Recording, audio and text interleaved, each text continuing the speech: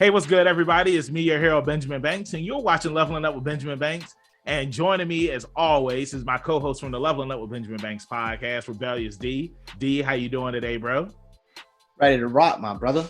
Hey, I'm ready to rock too. Today, we are doing a review for season 2 of The Witcher. And before we get into today's review, make sure that you like this video, you subscribe to the channel, and you hit that bell button so that way you're always notified when we have new content here on Leveling Up with Benjamin Banks. And D, like you tell everybody all the time, Podcast in the description. Like, follow, subscribe to the channel, and thank you all for watching. So let's go ahead and get into it, man. Here we go. Witcher season 2, it was good. And I know that I just made the face where it was just like, he said it's good. It teetered. It's okay. Yeah. but it was really good. We were talking a little bit about it before we started recording this review. And, I liked it. I love that it picked up after the events of season 1. And, there was kind of like a time jump because it's like, everybody had grew from the events of season 1 and whatnot. And, I just, for me, D, it was kind of hard because season 1 came out in 2019.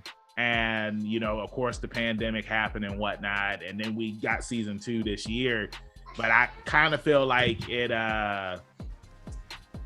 like my memory of like everything that happened at the end of from season 1 to where we are right now, it's kind of like a blank because there was such a huge gap. I don't know about you. Like, what's your take on that? It did seem like there was a huge blank in there. I think that they picked up well though, and as long as time doesn't go.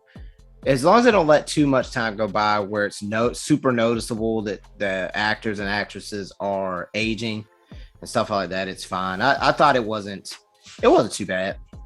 Yeah, kind of similar to like Cobra Kai, for example. Yeah, because it's like the first season. Stranger Things is the one that sticks out to me because you get they're so much bigger and more mature. You got to be careful with that. So. Yeah, I know that was one of the things in Harry Potter too, where it's just like, like they were still kids in books, but in movies because they were getting older. So I get that. But like, bro, I want to say like the first episode I loved because we ended up doing a review for The Witcher back when we first started the podcast. It was an actual podcast episode. And me and Trav, we talked about the series and whatnot. But, just like Trav, D, he's really into The Witcher stuff. Like, me, I've never played the video games. All I can go off of The Witcher is the memes that I see, season 1, and then the anime that me and D did a review for. Yes. And, I enjoy, and, D, I know that you're a fan of The Witcher, and, we're going to get more into talking about season 2, but yes, I actually enjoyed the anime more than season 2 of The Witcher. I don't know what it is, man. It's the same thing. Super Crooks did the same thing because Super Crooks, in my opinion, was better than Jupiter's Legacy. And then there's a Samurai Soul, the Bright movie. Like I thought that was better than the Bright movie. Well, go ahead. I was just gonna piggyback and say that we've talked about that many times where it's like doing animation and things gives you way more flexibility with your effects and how a character, you have to be careful when you're bringing something to real life. Mm-hmm. This isn't like, these aren't Disney movies. You know what I'm saying? Like, it's not like limited special abilities and things of that nature. Like The Witcher is, there's pyros all over the place and things like that. And, what was the other one? Like the, Super Crooks was another example where sometimes the budget just doesn't allow you to make things look and feel like it should. Where I don't know what the budget difference is, but I will say like The Witcher to me felt a lot better than Jupiter's Legacy because it was like you got way more of like Geralt's like magical abilities and things in the second season, and the fight sequences against the monsters look really good to me. Yeah, for so sure. I'll give him that. I mean, right in the first episode when and I really don't know anything about that because again, like I mentioned, I'm not into the games and stuff, but I love the Beauty and the Beast vibes that I was getting where it's just like the guy, he became a monster, and the monster that was living in his castle, it's like she didn't care how he looked or anything like that. And like that's the reason why he kept her around and let her killed the people that were coming through the town and whatnot. And then it's like after Geralt killed her, it's like he went back to his human form, and he was like, what do I have to live for now? And I thought the action in that was sweet. Like that's the first fight of the season. I thought that was cool. Something I wanted to talk with you about is the whole Eskel situation, because I know that you had mentioned to me like how big of a deal it was, and then I had started seeing online, like after our conversation, like all these people were pissed off because of what happened to Eskel. So I'm shooting the ball to you. Let's talk about that a little bit. Gosh. No, but my man Eskel, he's probably one of my favorite of the Witcher family, as I'll call them, or the School of the Wolf as they're known. And nor in the novels or the video games, his fate is sealed the way it is. You know what I mean? And it kind of bugged me because he's like kind of like Geralt's like, it's supposed to be Geralt, Eskel, and Vasimir's dad, and then you have Lambert. You also have Cohen, which is he's legit, and it was just kind of interesting the way they chose to write him off. I didn't really feel like, spoiler alert, that it needed to be done. You know what I'm saying? I don't know what you get or draw from it, from getting rid of somebody of his caliber, because from the novel standpoint, it's kind of like they all kind of look over Ciri as little sister, basically. Whereas it's kind of rough how they interpret her in the the live action Netflix, and it's just kind of strange to me. I didn't see a point in killing him. He's somebody who has Geralt's back. It's strange when you make choices like that from a writing standpoint when you don't need to. Just to sum it up, thanks. I don't really. It's like, what do we do? It's like if in the Bleach animated or live action, they just kill Renji as soon as you meet him. You know what I'm saying? It's like, well, why? Like it doesn't pump your numbers. Nobody's asking for that. And all you can say is it's probably just somebody who's writing it's their interpretation of it. You know what I'm saying? Like, get that. And I feel like when they do stuff like that, it goes to like what you were saying about it's their interpretation, so that way that they can add their own spin on it.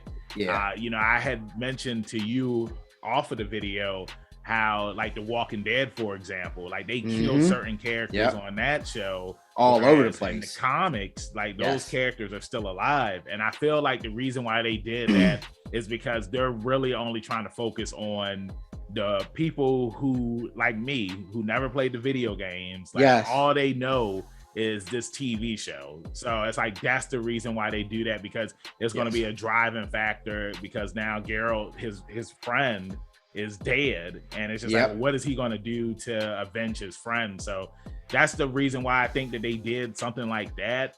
But I do feel that there are certain shows like The Flash, for example, which has been on for going on 8 years now, and there really haven't been any like major deaths. You know what I'm saying? Like, it's like, of course, like they've killed Harrison Wells, but a few times. But exactly. But then they'll just bring a Harrison Wells from a different universe, and that Harrison Wells will replace him, and it's the same actor, but it's just a different Harrison Wells. So like there really hasn't been a major death on that show, but that show could benefit outside of Barry's mom. Yeah, she's probably the last person with any real weight that got taken out, and that was season 1. Exactly. I know, they killed Cisco's brother off, but I mean, he was more of a minor character. But he was only on. I mean, leading up to that incident, his brother was up there for like maybe 2 episodes prior to him dying. It was like, because I know his brother was a villain on another Earth, right? No, he wasn't a villain. He was just a normal guy, and it's like, Cisco sees him, and it's kind of like brings back the memories, right? No, because doesn't he see him after he dies? No, what happens is Cisco's brother dies. Yes, and then Barry ends up changing time so Cisco's brother doesn't die, but then Barry ends up doing Flashpoint, where it's like Cisco's brother dies because of Flashpoint, and there's some other stuff that happens. So it's like, the Flash, it has its own problems, and a lot of them. Luckily, with season 8, I did a review for Armageddon, and those 5 episodes, like, they were pretty good, and it's just one of those things where it's just like, well, where do they go from here? And I'm hoping that that's one of the things for The Witcher, because we see how season 2 ends, and it looks like that they're preparing for like this big war, and it's just like, well, where do you go from here? And not say because The Witcher is good, it's not, it's better than The Flash. I want to just talk. I want to talk a moment about.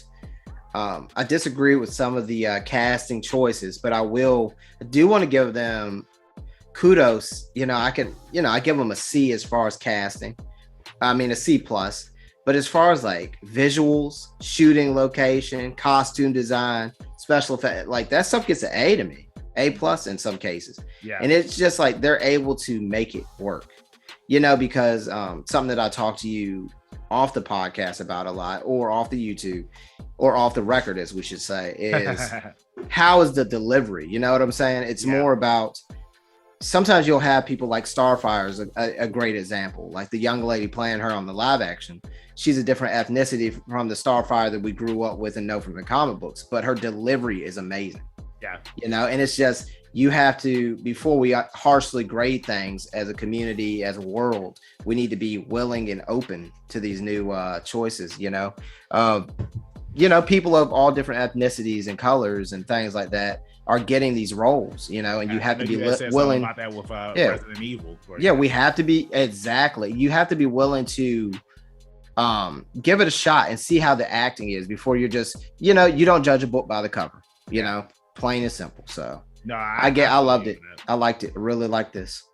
No, I feel you on that. I mean, like, Henry Cavill, like, he delivers. Yeah, he pulls it off. Does, yes, he does. And I love Gerald in season 2 more than I liked him in season 1, because in season 1, he was standoffish. He wanted to be by himself in a way. And I think that there was this meme not last year, but when season 1 came out for him and Dandelion, where they compared both of them to Shrek and Donkey, because like that's who they were. Interesting. I love that his growth in season 2, and when he sees Dandelion, it's like Dandelion's pissed off because remember he left him, and he hugs him. You know what I'm saying? Like, I need your help. He's building up his team because he needs help. And like you said, the costumes, the action, the special effects, like really all clean. Of that stuff was on point. I love series development. One of the things that I liked about the main villain this season was how they were feeding off of like people's fear and anger and hatred and stuff like that. And bro, like when the elves killed all the babies and that was brutal. That stuff is just, I love how gritty this it reminds me a lot of Game of Thrones, the way things turn out. You have a lot of betrayal, but this is the world of The Witcher. And it really rings a bell to that medieval lifestyle, There was a lot of cutthroats, usurpers, and double crosses, alliances, and I love it. And one thing I want to mention, Banks, I know we're coming up on our time, but anybody who wants to get a quick insight into the way and characters of The Witcher, I recommend playing the online Witcher game Gwent, which is a card game based on tons and tons of characters, and you can set up your card and decks based on a lot of these characters, like Frenchilla. You had the Elven leaders, you have the Nilfgaard, the Northerners, and I'm curious to see how they're going to go. There's so many, there's other people that they need to bring in, and Geralt just knows so many people in the games and books, and it's just it's amazing. I'm liking seeing them bringing this to life. I'm not gonna lie. Yeah. And how do you feel about the spinoff, the prequel? I like it. I like it because this is something that I feel like a lot of stuff with a lot of lore we need to see more of this because of how old a lot of these, not necessarily The Witcher, but like Dungeons and Dragons is one that comes to mind that has tons and tons and tons of books and lore. Yeah. Then you have Star Wars has tons and tons and tons of books and lore. And it's just, there's tons of them out there. And I think that this is more of what we need to see. Get off that main path and show us more, because that was one of the things that really intrigued me about playing the Witcher 3 video game specifically. I mean, all of them really, is that just like the amount of characters that you meet in the travels with Geralt. It's just amazing because although the world is consumed, you have people looking for Cirilla, and then you have just regular everyday war. You have people taking over kingdoms, and it's just like Geralt knows somebody in all the camps, and he's well respected in all of the camps. And it's just amazing, like because Kakashi, bro. He is. Exactly. And it's like you have like the what are the Northerners, which we haven't gotten yet, which live in Skálaga, but they're basically like the Vikings. But then you go there, and Geralt's great friends with the king there, and it's just like you just keep going around and traveling, and it's so much replay value. Amazing game if nobody's ever played it. But I dare you all listening to go spend $10 on The Witcher or whatever it is and play, and be intrigued with it, and that's not even talking any justice to the combat system. The way, you could it's so fluent. It's very relatable to the Batman Arkham games. It's probably something that I would relate it to in a quick sentence. But Banks? Yeah, man, I'm looking forward to seeing what's going to happen with season 3. Hopefully it doesn't take as long. Hopefully we get it next year, man. And the prequel. I'm excited for that. Well, we'll probably get the prequel first, and then we'll get, if it's a true prequel. That's the other thing. We don't know until they reveal the names of the characters and stuff, because like I said, yes, it's centered on Geralt and what's going on with Ciri. That is basically the Thanos, and everything around him is all the other Marvel movies, basically. That much stuff going on in that game at once. There's a lot of choosing paths. So I'm not going to write off that this is a straight up prequel. Who knows who these people are and where they are. So I'm excited. Yeah, but no, I can't wait to see what's going to happen. Like to see, Ciri's father, he showed up at the end. Mm-hmm.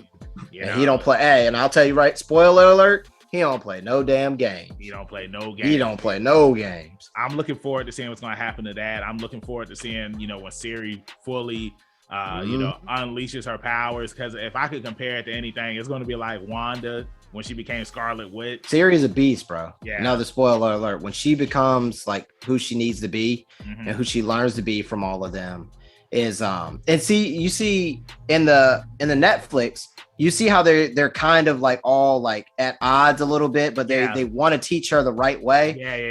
It's more of a family accent to it in the novels. Yeah, like Eskel scares it because he's scarred, and it's a lot basically if a tiger scratch you clean across your face. That's how he looks in the games and in the novels. Yeah, but he's a gentle giant. He's the biggest one. He's always training. Then you have Lambert real quick, who, like I said, he basically gets double crossed by a village. They hire him to kill a monster, and then they try to kill him. So he slaughters everybody in the village.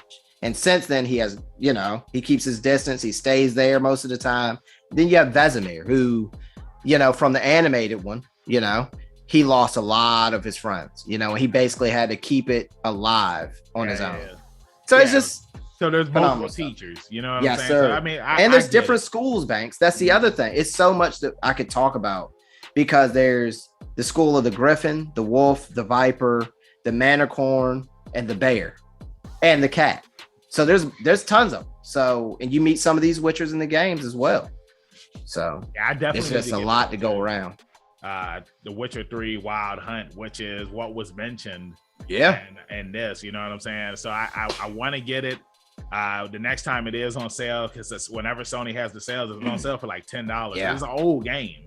Yeah, right? And it's just it's definitely time consuming from what I've been told. I feel like that's one of the reasons why I never got into it, because if you like games like Fallout and whatnot, well, Fallout 4 came out and then The Witcher 3 came out, and I chose Fallout 4 because I'm into the Fallout games. But I wish that I would have played The Witcher. But hey, it's $10 now. I think you'll enjoy it. All the DLC. So the one thing about that, Banks, and you could take us out of here after this, is that I think if you play it as well as anybody listening, you'll instantly get an appreciation for the design of the game and things. And it's a single player, so you play it at your own leisure, It's tons of stuff to do. It's not meant to be beaten a week, so.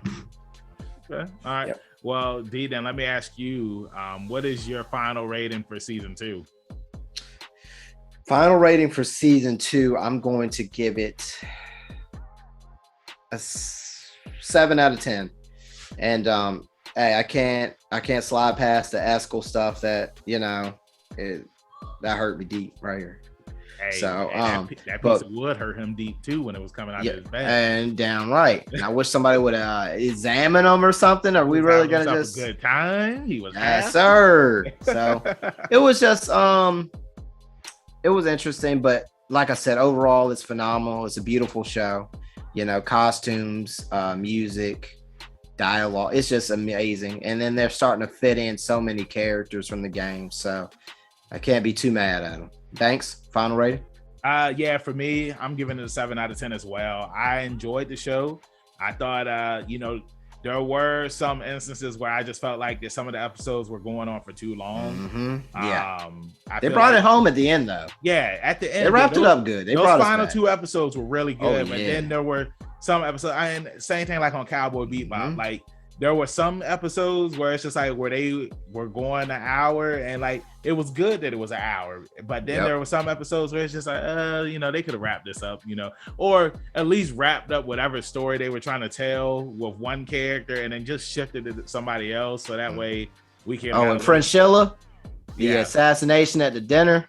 Yeah, that was amazing. That was badass. I love that. That was sweet. That was sweet. Yeah. And then she let the one guy live. But she said, "Now look." The thing is, like, they could all see what was going on. They were just frozen. They couldn't do anything. And that's the worst. Mm-hmm. That's the worst. I think. For me, I'll give it a 7 out of 10.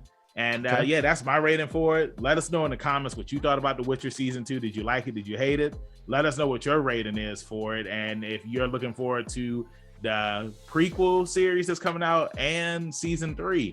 D, let everybody in social media land know where they can find you at. As always, you can find me at rebellious_D23 Instagram.com. Hey, and thanks. Geralt's putting together the team. You saw him doing it. There's a lot of fighting ahead. Where are they gonna find you at, good sir? Hey, you can find me, your hero, Benjamin Banks, at KingBenji_Banks on Twitter and Instagram. You can find me on Facebook at Benjamin Banks. I should be the first person to pop up. If not, then I need to contact Mr. Zuckerberg. Thank you again for watching this review. Make sure that you check out some more of our reviews, interviews, reaction videos that we have here on the channel. And with that being said, keep that pinky up. Stay positive. We'll see you next time on Leveling Up with Benjamin Banks. Peace. Thanks again, everybody, for watching another episode of Leveling Up with Benjamin Banks. Make sure you like, follow, subscribe to the channel. Podcast, we got that too. Make sure you give us a thumbs up and hit that bell for further episodes and notifications. Thanks a lot to our patrons.